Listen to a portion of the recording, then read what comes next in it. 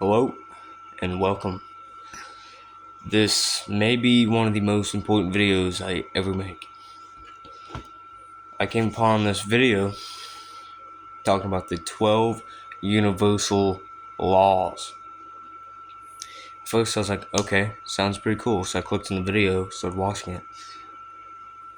And very quickly did I realize that everything started to make sense. As you all know, I'm a big fan of Andrew Tate. And once I started diving more into these laws here, I realized I knew he knew these. I know he does, because most of these here he talks about and he expresses in his videos and in his life.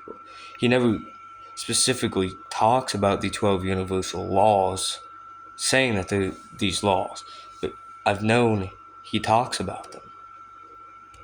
And that's what I'd like to do in this video, because especially if you are a fan of Tate, like I am, once you start realizing these laws and research them, your whole life just starts to make sense. So we'll just dive in here. Law 1, divine oneness.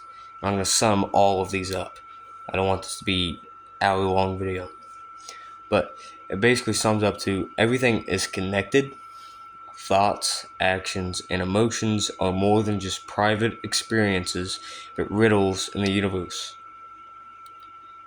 We're not isolated. Like, if you walk past someone and someone smiles at you, probably going to feel a little bit better about yourself, feel a little bit more confident. But if you have an interaction where someone's rude to you, you're going to start having negative thoughts. You're going to start being rude, right? There's a quote here: your joy spreads joy, your pain spreads pain.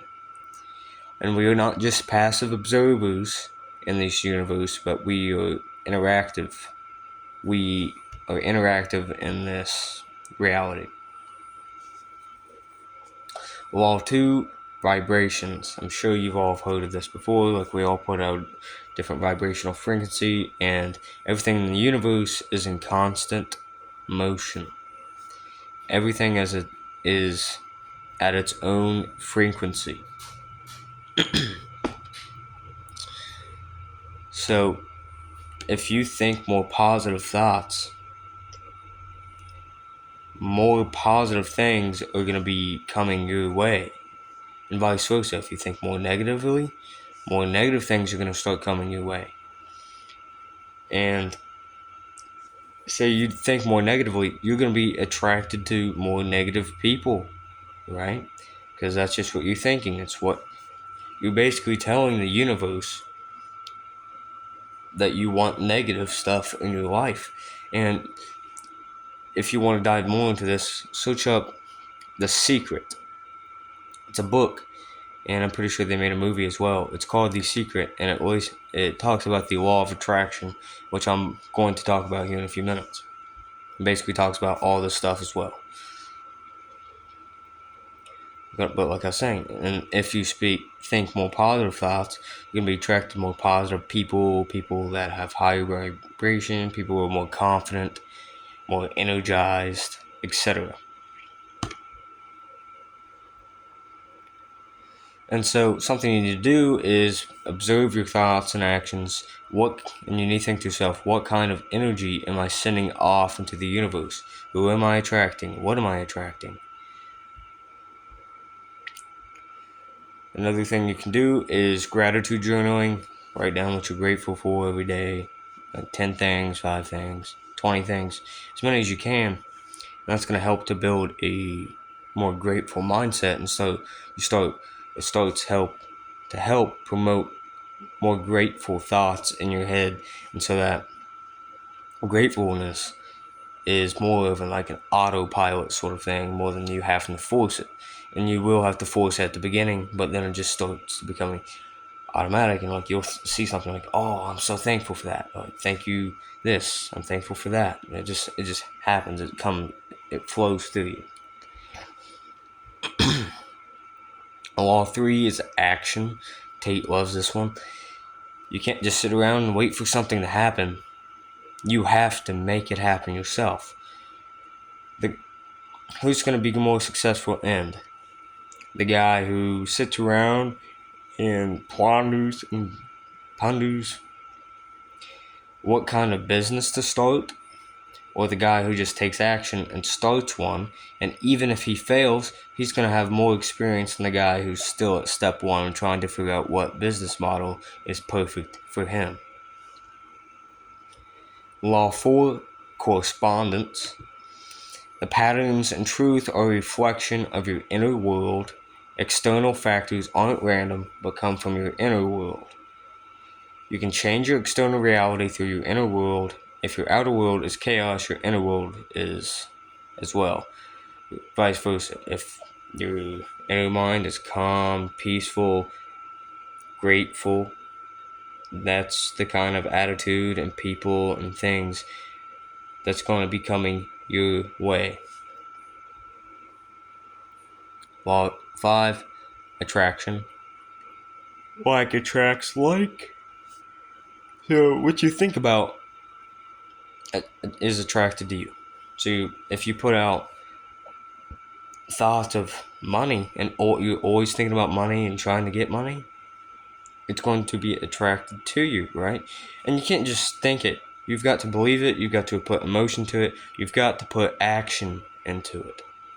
You can't just sit around thinking, oh, I want some money, and then go watch TV all day, right?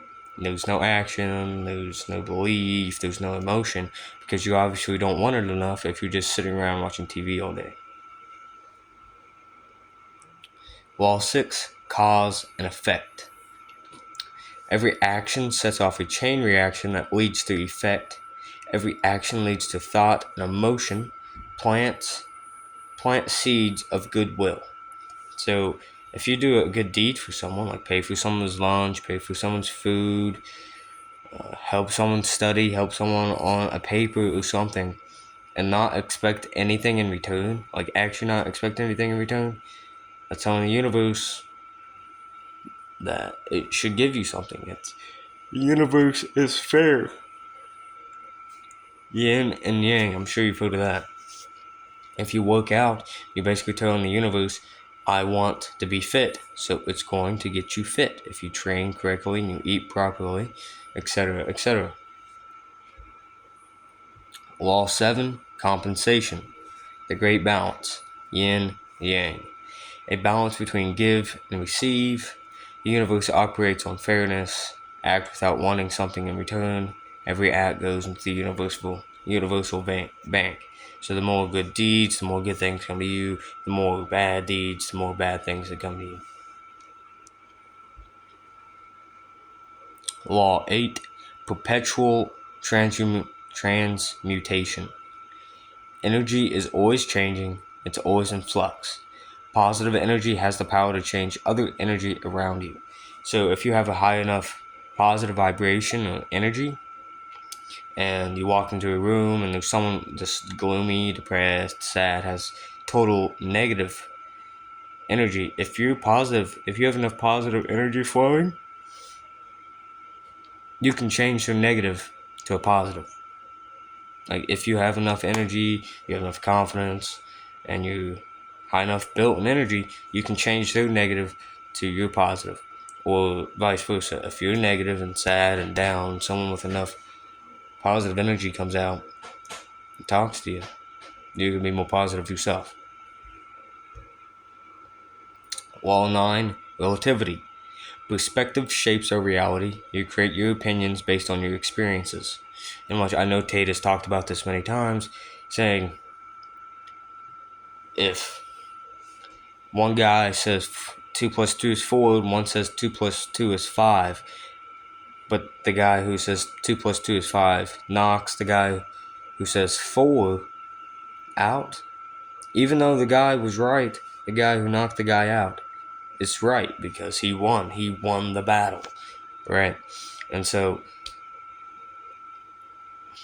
it depends on experiences, like someone could say this But someone else could say this. Like, if you didn't join the military, you could say, oh, that's easy. I'm sure it's tough, but it couldn't be that hard. But if you're in the military, you know whether it's hard or not because you've been in it. You have the experience, right? So it's all relative. Law 10, polarity, pretty simple. Masculine versus feminine, sunny versus sun versus moon, light versus dark, yin versus yang, good and bad, positive and negative. It's all opposite sides of each other, which is polarity. Polarity. Law 11, rhythm. And I have a lot of experience with this, and everyone in self-improvement, I'm sure, does as well. You'll have your moments, whether it's a month, whether it's a week, a couple months. You'll be super motivated. You'll be doing tons of work. You'll work out every day. You won't want to miss a workout. You'll do all your work. You'll study. You'll work on your business every day. And then you'll have seasons where you're in a rut, where you go back to your old self, where you're watching TV for hours a day, playing video games, sitting around, not working out for over a week. And I myself just got out of a rut. I didn't work out for over a week, and I felt horrible. But now I'm getting back into it, and I feel good. But you notice I'm getting a little bit fatter. And you just need to realize that it's a rhythm, and there's different seasons in your life, and the more you know about this, the quicker it is for you to get out of the rut back into the motivational stage. Just ride with it and don't fight it. Law 12, gender. Masculine versus feminine. Masculine embodies strength, action, and logic, while feminine embodies intuition, receptibility, and creativity. These are gifts given to each person, usually represented by a specific gender. That's what I put anyway. Because most men need to be masculine and most women need to be feminine. Because they each have their different traits, which relate to raising a child, right? You need the man to be respected and feared, the woman to be caring and giving. And so the more you research into these laws, and like I said, if you don't watch Tate, I recommend you do, because then you'll start seeing what he's saying. It goes along with these laws, even though he never specifically says that these are the 12 universal laws. He does talk about them quite a bit.